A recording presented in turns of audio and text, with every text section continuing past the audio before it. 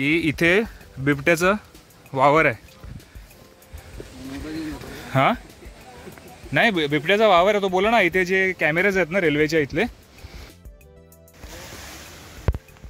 तर माकडांचा थरारक पर ते 150 मीटर, अंदाजे 200 ते 200 मीटरपर्यंतचा हा टनल आहे। जरी असा भरपूर दूरवर जर आपण हे बोन पकडलं तर म्हणजे मनगटापासून कोपरापर्यंत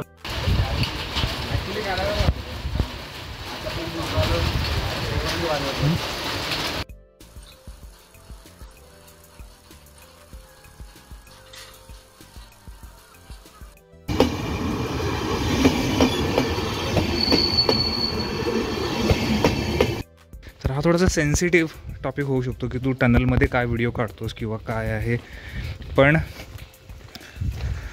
स्पॉटच तसं आहे की परत तुम्हाला इथे यायला भेटणार नाही आहे। आणि जाताना व्हिडिओ काढतो, येतानाचा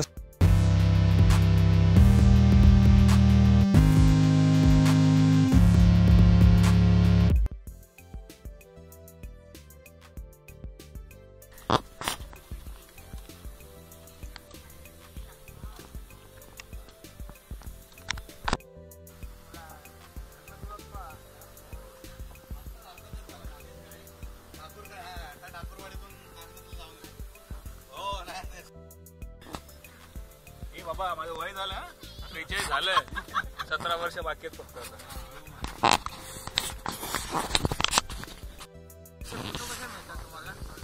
मोबाईल मध्ये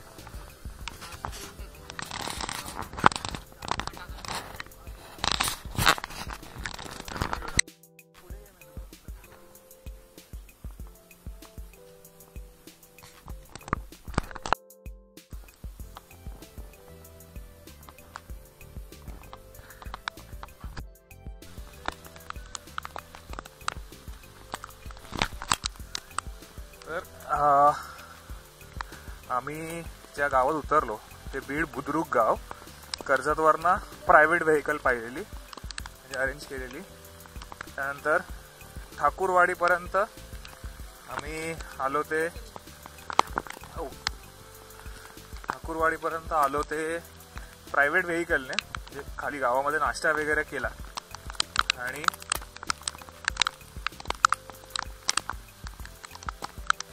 गाडीचा आवाज येतोय,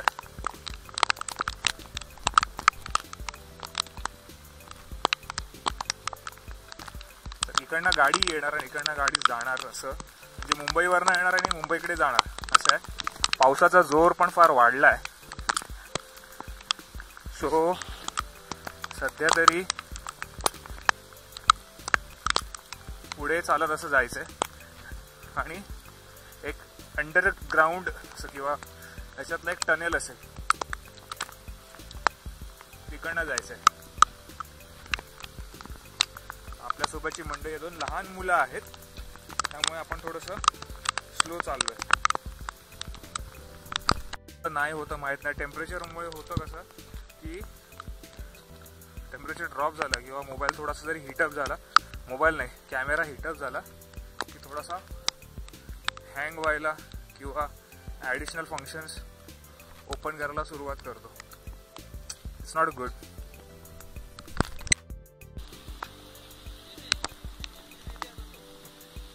आता ट्रेन येते आहे आणि इथे ठाकूरवाडी स्टेशन आहे पुढे, म्हणजे पूर्ण हा तोच एरिया आहे। हा अनसेड किंवा अगदी ह्याच्यामध्ये न मोजण्यासारखा असा स्टॉप आहे, त्यामुळे गाडी जास्त वेळ थांबत नाही। पण काही लोक उतरतात ज्यांना इकडनं कुठे प्रवास करायचा असतो किंवा कुठे जायचं असतं त्यांना, आणि ह्या इथनं रस्ता जातो तो पलीकडच्या बाजूला, म्हणजे खालून अंडरग्राऊंड रस्ता आहे। तर असा काहीसा रस्ता आहे आणि याच्यानंतर थोडीशी चढण पण आहे पुढे, थोडीशी हलकी चढण आहे।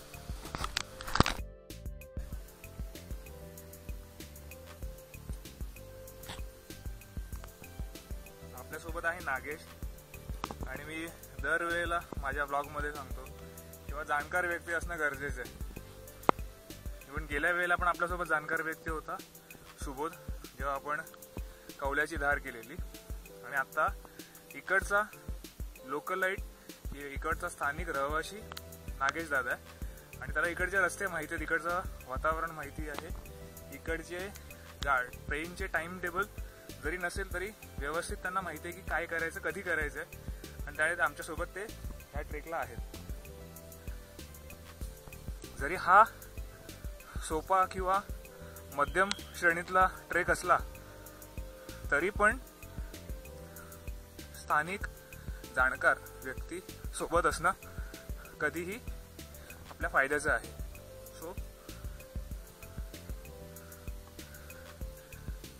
कुठलीही गोष्ट हलक्यात घेऊ चालणार नाही. जेव्हा तुम्ही निसर्गाच्या सानिध्यात असता, पर्वतरांगांमध्ये भटकत असता, फिरत असता, तेव्हा तिकडच्या स्थानिक लोकांची माहिती किंवा स्थानिक लोक तुमच्यासोबत सहकार्याला लागतातच.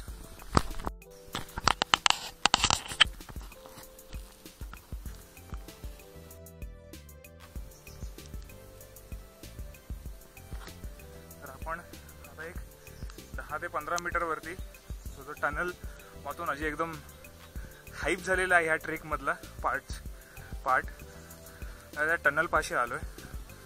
आणि साधारण एक 100 ते 150 मीटर, अंदाजे 200 ते 200 मीटर पर्यंतचा हा टनल आहे. जरी असा भरपूर दूरवर वाटत असेल तरी ते 100-150 किलोमीटर पर्यंतच असेल किंवा जास्तही असेल.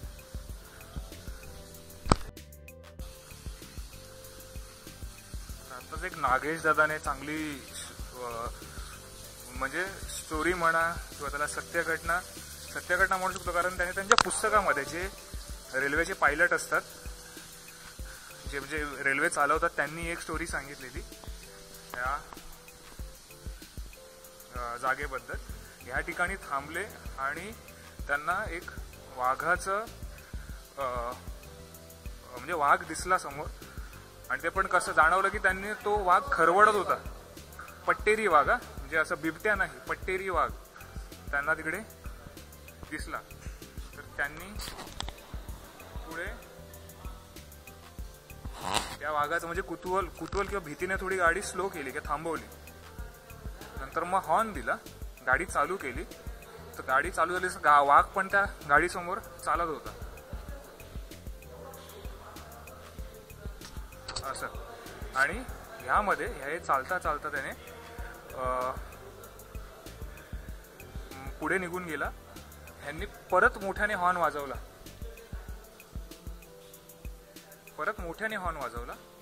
आणि त्या वाघाचा आकार अचानक वाढायला लागला आणि ट्रेन समोर आला.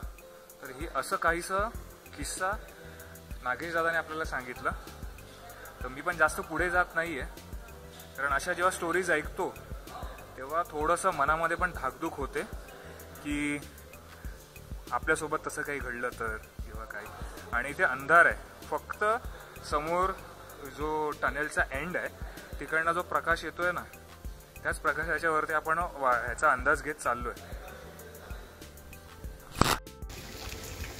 सो हा रस्ता टनलच्या बाहेर आला आणि ह्या बाजूला आहे कर्जत ना, ह्या बाजूला आहे पुणे, ह्या बाजूला आहे कर्जत. नक्की का? कन्फ्युजन आहे. सो हा असा ट्रॅक आहे आणि आम्ही ट्रेक करतोय. There is a different between track and trek. तर हा ट्रॅक आहे आणि आम्ही ट्रेक करतोय. इकडनं पुढे नागनाथ केव जर दिसत असेल, इकडनं कॅमेरा हे करत नाही आहे. हा, हे जे व्हाईट सारखा स्पॉट दिसतोय ना तिकडे. So back to 1:2 zoom. कारण माझ्या ॲक्शन कॅमेऱ्याची बॅटरी झाली आहे खराब, त्याचा सेन्सरचा पण काहीतरी इश्यू आहे. स्क्रीन तर ऑलरेडी तुटलेली आहे. सो आता मोबाईलवरती जेवढं जमेल तेवढं शूट होईल. बाय. तर आम्हाला पाहायला मिळतंय तर ट्रेनचं इंजिन किंवा रेल्वे इंजिन येत आहे आमच्या दिशेने पण ते समोर नाही येणार आहे, ते उजव्या बाजूने निघून जाईल.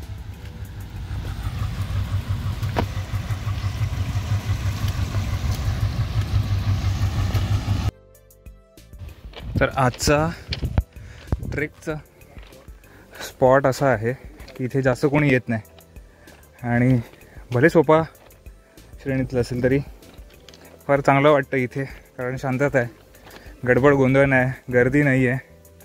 आणि त्यात इथे आहे एक टर्न आणि वरती जाऊन आपल्याला बघायचं ते नागनाथ किंवा गंभीरनाथ किंवा नाथ बाबा यांचा लेणी. जे म्हणत होतो ना ट्रेन येतात वगैरे, थोडं सांभाळून जावं लागतं. तर हे असं काहीसं आहे की हा घाट रस्ता आहे. तर घाट रस्त्यामध्ये जेव्हा ट्रेन जाते तेव्हा थोडं सांभाळून राहावं लागतं, कारण त्या गाड्या थांबू शकत नाहीत मध्ये आणि एवढी विजिबिलिटी पण नाही आहे की तेवढ्या ह्याच्यामध्ये होऊ शकेल.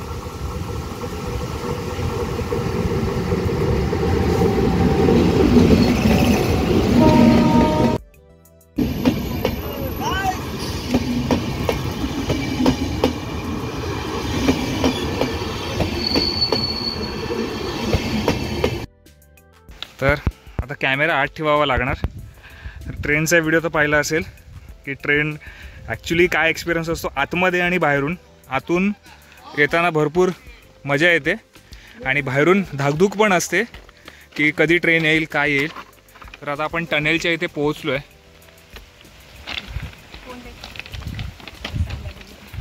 सो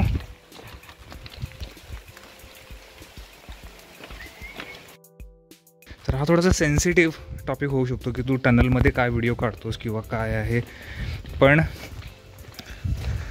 स्पॉटच तसं आहे की परत तुम्हाला इथे यायला भेटणार नाही आहे. आणि जाताना व्हिडिओ काढतो, येतानाचं सांगू शकत नाही वातावरण कसं असेल. आता थोडा पाऊस पडतो आहे पण तेवढासा जोर नाही आहे. सो सुबोधने सांगितलं की आता नका व्हिडिओ काढू वगैरे, तरी आपण तर चालू आहे. तर सांगण्याचा उद्देश हाच होता की तिकडे फोटो काढू नका, इथे आल्यानंतर पण फोटो काढू शकतात. कारण हा जो पहिला दुसरा 2 टनल क्रॉस केल्यानंतर इकडनं वरती जायचं आहे नागनाथ गुंफेकडे. सो तिकडे टाईमपास झाला किंवा तिकडे गाडी वगैरे आली तर देन थोडंसं रिस्की होऊ शकतं, म्हणून नाही सांगितलेलं. आणि आता व्हिडिओ घेतो मी, मध्ये फोटो पण घेतो. पण आत्ता सांगण्याचं कारण, आता सुबेद तोच सांगत होता की इथे बिबट्याचं वावर आहे. हां नाही, बिबट्याचा वावर आहे तो. बोला ना, इथे जे कॅमेरेज आहेत ना रेल्वेच्या इथले, त्या रेल्वेच्या कॅमेरामध्ये कॅप्चर झाला आहे. त्यामुळे अरे त्याने जो वॉटरफॉलला सांगितलं ना दगड, तो अडकून राहिला मध्येच मधल्या ठिकाणी. तर फिरता असं पण काही नाही काय बघायला मिळतं, बिबट्या पण बघायला मिळतं. पण आपलं आज नशीब नाही आहे. जसं गेल्या वेळेला त्याचे पायाचे ठसे पाहिलेले, ते बरेच विषारी साप सुद्धा असतात. मी आणतो. अच्छा. तर आता कसं पावसाचे दिवस आहेत तर सर्व जे रेप्टाईल्स आहेत ते त्यांची जागा सोडून बाहेर येतात. बांबू पीट वायपर, घोणस, बांबू पीट वायपर. चलो तर असे पाणी नाही थकलाय. चलो, हा पोरगा दमलाय.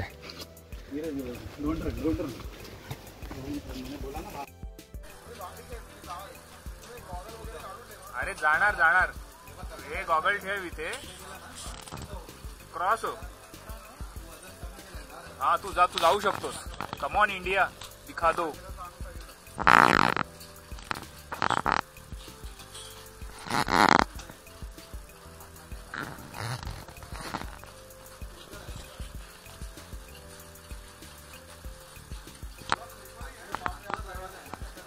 आणि येताना सरळ ये तू.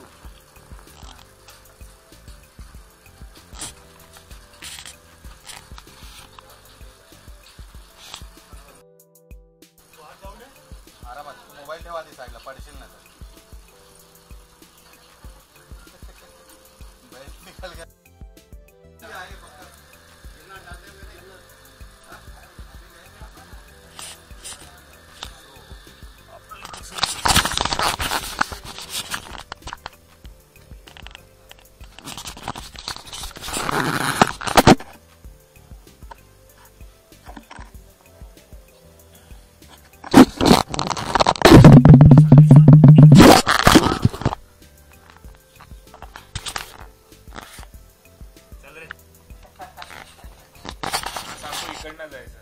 लहान पोरं पण जाणार त्याच्यामधून. कोण तो छोटू गेला ना, तोच जाईल. ती त्याची बहीण ती वर्षा.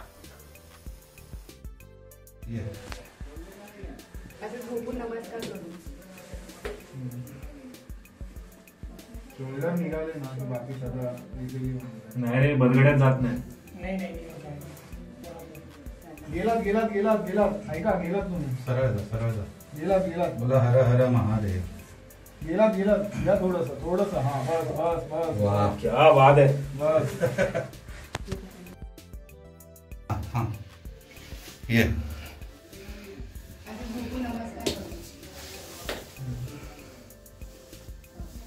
निघाले ना ते बाकी सगळं नाही बदगड्यात जात नाही. गेलात गेलात गेलात गेलात ऐका गेलात तुम्ही. सरळ जा. गेलात गेलात बोला हर हर महादेव. गेलात गेलात या थोडस हा बस बस बस वा क्या बात आहे. बस.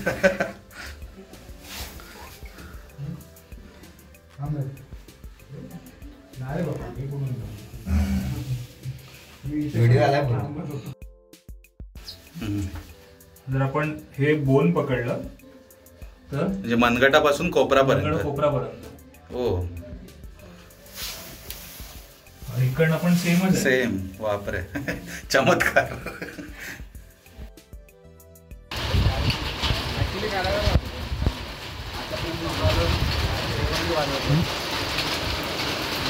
तर आतमध्ये जी मजा आली ना, किंवा जो थ्रिल असतो, किंवा आपण बोलतो ना की एका श्रद्धेने आपण जे काही करतो त्याचं जेव्हा पूर्णत्व येतं ते वेगळंच असतं.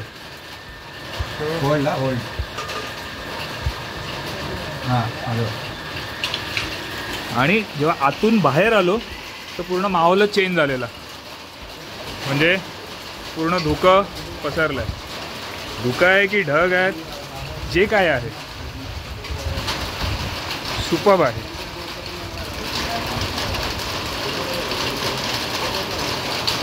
वाव.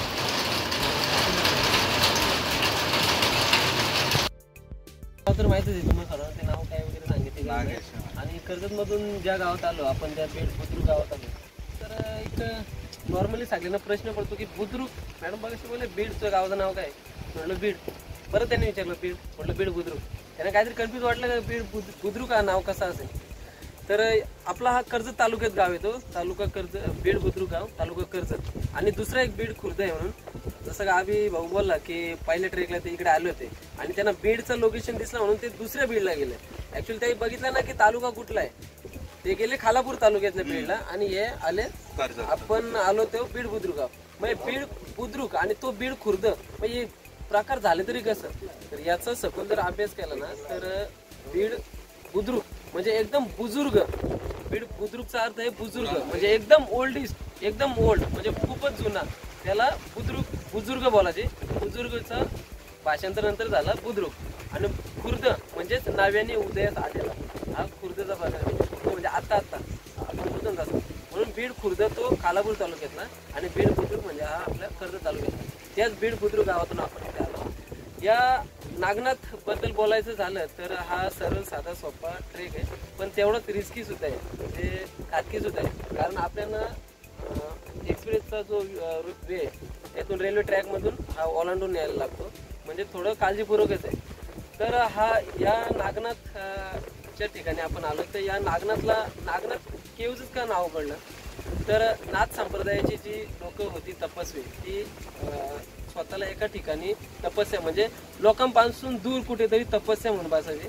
तर त्यांनी ही जागा निवडली गेली आणि इथेच ते तपश्चर्या करायचे किंवा साधना प्राप्त करायचे. तर नमनाथ नावाचे जे साधू होते त्यांच्यावरून त्यांना इथेच नाव पडलं नागनाथ म्हणून. आणि नमनाथ नावाचे जे साधू होते ते या ठिकाणी वास्तव्यात होते. कालांतराने त्यांचं काय झालं, कुठे काय झालं ते काय माहिती नाही, मलाही माहिती नाही. जसं माहिती होईल तसं मी सांगेन. तर या नागनाथवरून आपल्याला आजूबाजूचा जो परिसर आहे तो बराचसा या ठिकाणापासून दिसतो. जसे की समोर राजमाचीच्या साईडला बघितलं तर ढाकबैरीची गुफा आहे, गडद बैरी तिला बोललं जातं. आणि आपल्या समोरच सोनगिरी आहे. तर त्या सोनगिरीच्या नंतर तिकडे टेक बोर्ड आहे, इकडे पेठचा किल्ला आहे, हे सर्व दिसतं. नाणे घाटाच्या वरती हा जो आपली नागनाथ गुफा आहे ती, सॉरी नाणे घाट नाही, बोरघाट. या बोरघाटाच्या खंडाला बोरघाटावर लक्ष ठेवण्यासाठी या गोष्टींचा वापर केला गेला असावा शिवकालात, अशी माहिती या ठिकाणी मिळते. मग हा बोरघाट कसा तयार झाला, का केला गेला याच्याबद्दल तुम्हाला सर्वांना माहीतच आहे. आणि जी आतमध्ये नागनाथच्या केव्जमधून आतमध्ये गेल्यानंतर जी मूर्ती आहे ती भैरवांची मूर्ती आहे. म्हणजे 64 प्रकारचे भैरव जे सांगितले जातात त्यातीलच हा भैरवाचा प्रकार आहे. तर 64 प्रकारचे भैरव, त्याबद्दल आता माहिती सांगायला गेलं तर आपल्याला एक दिवस इकडे बराच उशीर होतो. हे भैरव 64 प्रकारचे भैरव आहे, त्यापैकी हा भैरव इथे आहे. आणि आपण आता इथे आलोय, फार दुर्मिळ मूर्ती आहे इथे. विना वाजवताना हनुमंतराय, म्हणजे अशी मूर्ती कुठे आपल्याला बघायलाच नाही भेटत. काही लोक म्हणतात की हे नारद मुनी आहे, पण नारद मुनी जर असते तर त्यांची हनुमती तर फरक आहे ना. हे विना वाजवताना हनुमंतरायच आहे. आणि इकडे आहे गणेशजींची वाघाची पण वाघाची का तर एक भक्षक प्राणी आहे. तर ते आठवण म्हणून ते लोकांनी तिथे जपून ठेवलंय, रक्षण करतात. रक्षण करते. आणि साईडला जी मूर्ती आहे ती त्यांचं रक्षण करत आहे, म्हणजे रक्षक बोलतो ना आपण, त्यांना तिथे बोलून ठेवलंय.